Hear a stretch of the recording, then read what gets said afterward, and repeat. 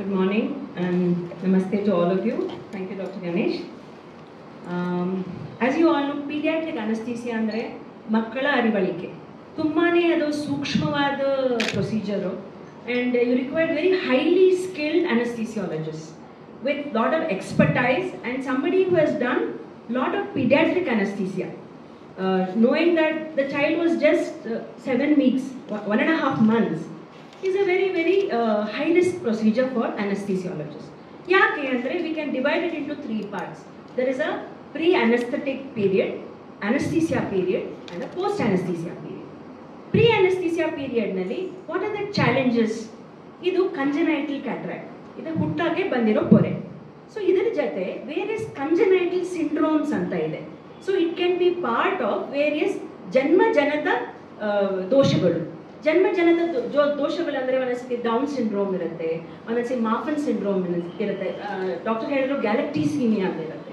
So there are many 15 to 25 syndromes. So ಈ pre operative ಪೀರಿಯಡ್ನಲ್ಲಿ ನಾವು as anaesthesiologist pre anaesthetic evaluation ಅಂತ ಮಾಡ್ತೀವಿ. ಪ್ರೀ ಅನೆಸ್ಥೆಟಿಕ್ ಇವ್ಯಾಲ್ಯೂಯೇಷನ್ನಲ್ಲಿ ನಾವು ಡೀಟೇಲ್ ಹಿಸ್ಟ್ರಿ ತಗೋತೀವಿ, ಪೇರೆಂಟ್ಸಿಂದ family history, during the pregnancy ತಾಯಿಗೆ ಏನೇನು ಪ್ರಾಬ್ಲಮ್ ಇತ್ತು, ಆಮೇಲೆ ಹುಟ್ಟಿದಾಗಿಂದ ಮಗು ಹೇಗಿದೆ, ಇಸ್ ದ ಚೈಲ್ಡ್ ಥ್ರೈವಿಂಗ್, ಆಮೇಲೆ ಇನ್ನೊಂದಂದ್ರೆ is the heart okay. Usually congenital cataract is associated with cardiac disease, some cardiac anomalies ಇರ್ಬೋದು.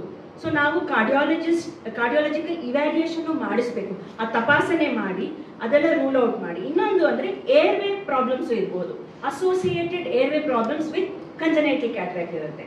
ಸೊ ನಾವು ಡೀಟೇಲ್ಡ್ ಎಕ್ಸಾಮಿನೇಷನ್, ಇನ್ವೆಸ್ಟಿಗೇಷನ್ಸ್, ಇವ್ಯಾಲ್ಯೂಯೇಷನ್ ಮಾಡಿ ಪೇರೆಂಟ್ಸ್ಗೆ ಎಕ್ಸ್ಪ್ಲೇನ್ ಮಾಡ್ತೀವಿ, ಈ ಥರ ಅನೆಸ್ಥೀಸಿಯಾ ಇದು ಬೆನಿಫಿಟ್ಸ್ ಇರುತ್ತೆ, ಈ ಥರ ರಿಸ್ಕ್ಸ್ ಇರುತ್ತೆ, and these are the alternatives. ಈ ಥರ ನಾವು ಕನ್ಸೆಂಟ್ ತೊಗೊಂಡು ಎಲ್ಲ ಡೀಟೇಲ್ ಆಗಿ ಈ ಅನೆಸ್ಥೀಸಿಯಾ ಬಗ್ಗೆ ಎಕ್ಸ್ಪ್ಲೇನ್ ಮಾಡ್ತೀವಿ. ಆಮೇಲೆ ಮಗು ಬಂದಮೇಲೆ ಅವತ್ತಿನ ದಿವಸ ನಾವು ಫಾಸ್ಟಿಂಗ್ ಇಡಬೇಕಾಗತ್ತೆ. ಮಗು ಯೂಶಲಿ ಇಷ್ಟು ಚಿಕ್ಕ ಮಗಳು ಜಾಸ್ತಿ ಮಕ್ಕಳಲ್ಲಿ ಜಾಸ್ತಿ ಫಾಸ್ಟಿಂಗ್ ಇರೋಕ್ಕಾಗಲ್ಲ, ಬಿಕಾಸ್ ಅವ್ರ ಗ್ಲೂಕೋಸ್ ತುಂಬ ಬೇಗ ಕಮ್ಮಿ ಆಗುತ್ತೆ, ಆಮೇಲೆ ಆಮ್ಲಜನಕ ಕೊರತೆ ಆಗುತ್ತೆ, ಬೇಗ ಡಿಆಕ್ಸಿಜನೇಟ್ ಆಗ್ತಾರೆ. So these 2 things are very critical for the anaesthesiologist. So during anaesthesia most important thing is airway management, ಅಂದರೆ ವಾಯು ದಾರಿ ಇರುತ್ತಲ್ಲ ಅದನ್ನು ಮ್ಯಾನೇಜ್ ಮಾಡೋದು. ತುಂಬ ಪುಟ್ಟದಾಗಿರುತ್ತೆ. ಮಕ್ಕಳು ಆರ್ ನಾಟ್ ಮಿನಿಯೇಚರ್ ಅಡಲ್ಟ್ಸ್.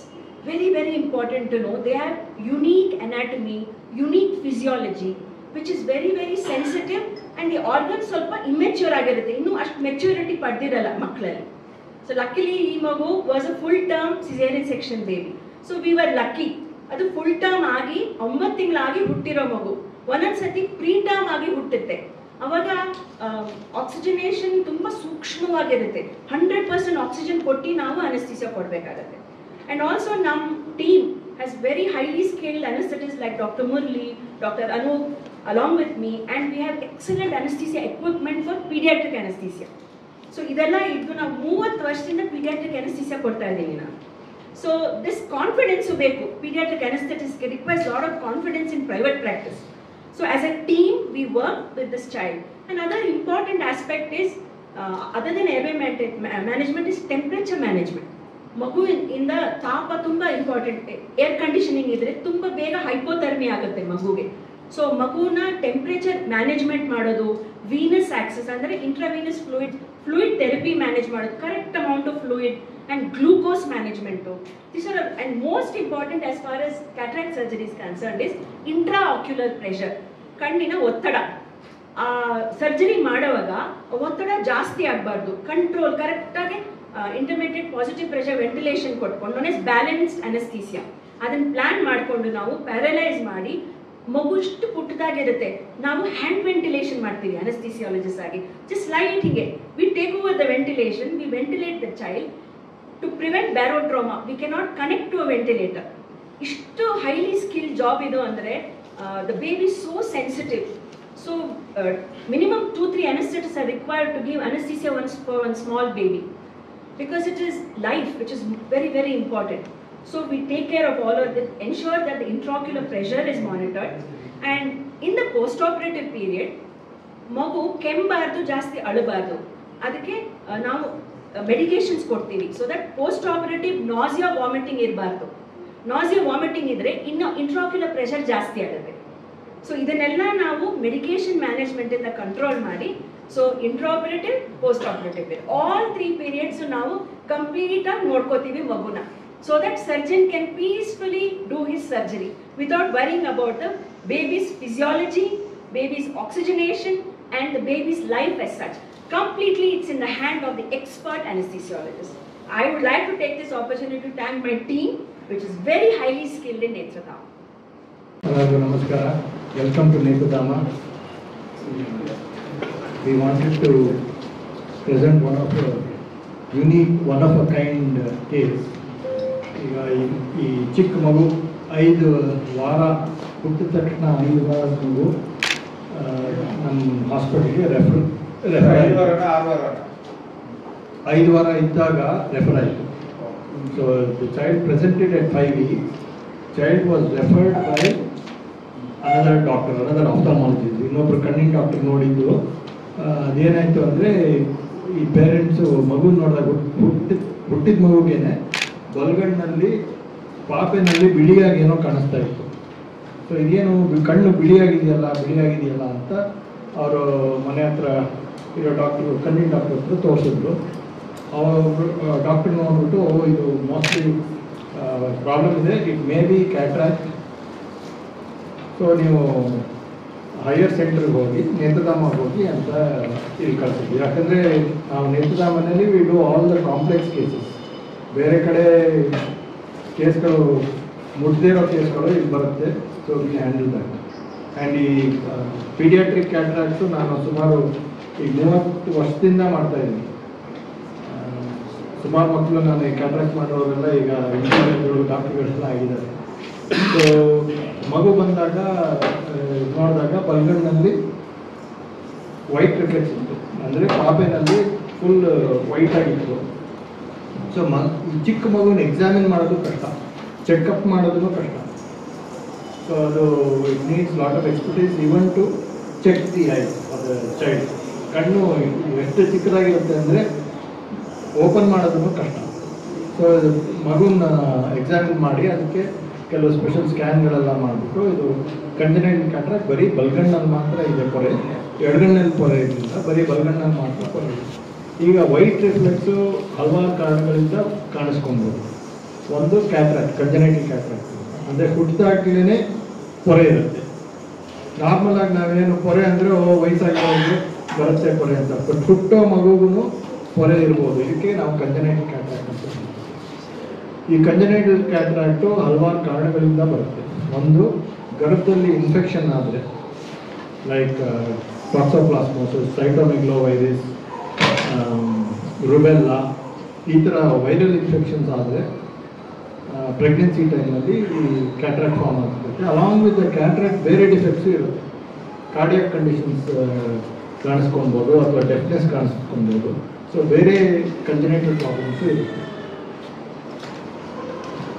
ಇದು ಕ್ಯಾಟ್ರಾಕ್ಟ್. ಇಂಜುರಿಯಿಂದನೂ ಕ್ಯಾಟ್ರಾಕ್ಟ್ ಬರ್ಬೋದು. ಕೆಲವು ಸಿಸ್ಟಮಿಕ್ ಪ್ರಾಬ್ಲಮ್ಸ್ ಇರುತ್ತೆ, ಅಂದರೆ ಮೆಟಬಾಲಿಕ್ ಪ್ರಾಬ್ಲಮ್ಸ್, ಗ್ಯಾಲೆಕ್ಟೋಸಿಮಿಯಾ ಅಂತ ಹೇಳ್ತೀವಿ, ಅಥವಾ ಪ್ಯಾರಾಥೈರಾಯ್ಡ್ ಡೆಫಿಷಿಯನ್ಸಿ ಇದ್ದರೆ ಆವಾಗಲೂ ಈ ಥರ ಕ್ಯಾಟ್ರಾಕ್ಟ್ ಕಾಣಿಸ್ಕೊಂಡಿದೆ. ಆಮೇಲೆ ಕೆಲವು ಸ್ಪೆಷಲ್ ಕಂಡೀಷನ್ಸು ಇದೆ ಈ ಥರ ವೈಟ್ ರಿಫ್ಲೆಕ್ಸ್ ಬರೋದು. ಒಂದು, ಕಣ್ಣಲ್ಲಿ ಟ್ಯೂಮರ್ ಇದ್ದರೆ, ಇದಕ್ಕೆ ರೆಟಿನೋಬ್ಲಾಸ್ಟೋಮಾ ಅಂತ ಹೇಳ್ತೀವಿ. ಯೂಶ್ವಲಿ 1 ವರ್ಷದ ಒಳಗಡೆ ಈ ಟ್ಯೂಮರ್ ಡೆವಲಪ್ ಆಗುತ್ತೆ ಕಣ್ಣು ಒಳಗಡೆ, ಅದನ್ನಲ್ಲೂ ಕಣ್ಣು ಒಳಗಡೆ ಬಿಳಿಯಾಗಿ ಕಾಣಿಸ್ತಾರೆ. ಆಮೇಲೆ ಪರ್ಸಿಸ್ಟೆಂಟ್ ಹೈಪರ್ಪ್ಲಾಸ್ಟಿಕ್ ವಿಟ್ರಿಯಸ್ ಅಂತ ಹೇಳ್ತೀವಿ. ಅಂದರೆ ನಾರ್ಮಲ್ ಆಗಿ ಒಂದು ಬ್ಲಡ್ ವೆಸಲ್ ಇರುತ್ತೆ. ಈ blood vessel will be supplying the lens in the I. ಅದು ಹುಟ್ಟೋ ಟೈಮ್ನಲ್ಲಿ ಅದು ಹೀರ್ಕೊಂಡ್ಬಿಡುತ್ತೆ ಈ ರಕ್ತನಾಳ. ಬಟ್ ಅದು ಪರ್ಸಿಸ್ಟ್ ಆದರೆ ಆವಾಗ ಪರ್ಸಿಸ್ಟೆಂಟ್ ಹೈಪರ್ಪ್ಲಾಸ್ಟಿಕ್ ವಿಟ್ರಿಯಸ್ ಅಂತ ಹೇಳ್ತೀವಿ. ಇದಿದ್ರೂ ಬಿಳಿಯಾಗಿ ಕಾಣಿಸ್ಬೋದು. ರೆಟಿನಾ ಡಿಟ್ಯಾಚ್ಮೆಂಟ್ ಆಗಿದೆ ಅಂದರೆ ಬರ್ತ್ ಟೈಮ್ನಲ್ಲಿ ಇಂಜುರಿಯಿಂದ ದೃಷ್ಟಿಪಟ್ಲ ಏನಾದರೂ ಬಿಟ್ಕೊಂಡಿದ್ರೆ ಆವಾಗಲೂ ಬಿಳಿಯಾಗಿ ಕಾಣಿಸ್ತದೆ. ಸೊ ಹಲವಾರು ಕಾರಣಗಳಿಂದ ಈ ಥರ white reflex in the eye ಕಾಣಿಸ್ಕೊಬೋದು. But what is important is awareness. ನಾವು ಯಾಕೀಗ ಮೀಡಿಯಾ ಪ್ರೆಸ್ಗೆ ಈ ಇನ್ಫಾರ್ಮೇಷನ್ ಕೊಡ್ತಾ ಇದ್ದೀವಿ ಅಂದರೆ, ಸುಮಾರು ಜನ ಮಗು ಹುಟ್ಟಿದ ತಕ್ಷಣ ಕಣ್ಣು ಎಕ್ಸಾಮಿನ್ ಮಾಡಲ್ಲ, ಕಣ್ ಚೆಕಪ್ ಮಾಡಲ್ಲ, ಏನಾದರೂ ಬಿಳಿಯಾಗಿ ಏನಂದರೆ ಏನೋ ಒಂದು ಇದೆ ಸರಿ ಹೋಗುತ್ತೆ ಅಂತ ನೆಗ್ಲೆಕ್ಟ್ ಮಾಡಿಬಿಡ್ತಾರೆ. ಬಟ್ ಈ ಹಲವಾರು ಕಾರಣಗಳಿಂದ ವೈಟ್ ರಿಫ್ಲೆಕ್ಸ್ ಇರ್ಬೋದು. From congenital cataract to as serious a problem as retinoblastoma, tumour in the eye. So ಅದಕ್ಕೆ ಇದು ಪೇರೆಂಟ್ಸು ಡಾಕ್ಟರ್ಸ್ಗೆಲ್ಲ ಈ ಅವೇರ್ನೆಸ್ ಇರಬೇಕು. ವೈಟ್ ರಿಫ್ಲೆಕ್ಸ್ ಅನ್ನೋದಿದ್ರೆ ಇಮಿಡಿಯೇಟ್ ಆಗಿ ಹೈಯರ್ ಸೆಂಟ್ರಿಗೆ ರೆಫರ್ ಮಾಡಬೇಕು.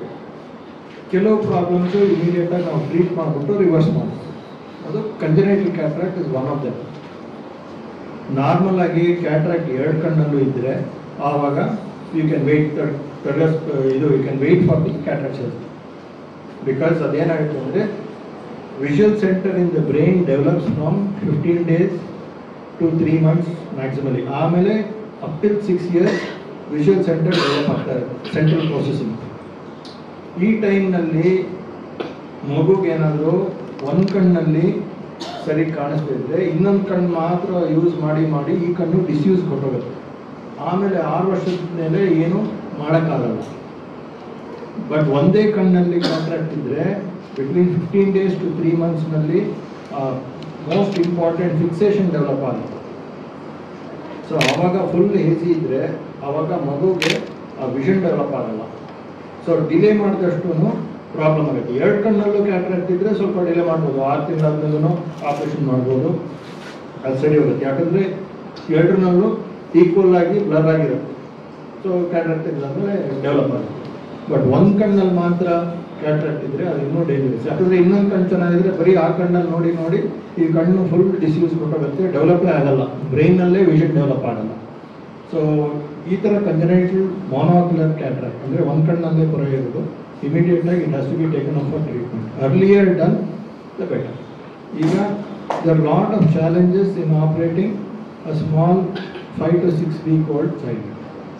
1.5 ತಿಂಗಳ ಮಗುಗೆ ಆಪ್ರೇಷನ್ ಮಾಡೋದು. ಒನ್ ಇಸ್ ಕಣ್ಣು ತುಂಬ ಚಿಕ್ಕದು, ಡೆವಲಪ್ಪು ಆಗಿರಲ್ಲ, ಅದಕ್ಕೆ ಸ್ಪೆಷಲ್ ಇನ್ಸ್ಟ್ರೂಮೆಂಟ್ಸ್ ಬೇಕಾಗುತ್ತೆ, very fine instrument. Second is the surgical skill. You need high degree of skill to operate on such a small eye. Third is anaesthesia. ಈ ಚಿಕ್ಕ ಮಗುವಿಗೆ ಜ್ಞಾನ ತಪ್ಪಿಸೋದು ಕ್ವೈಟ್ ಕಾಂಪ್ಲೆಕ್ಸ್.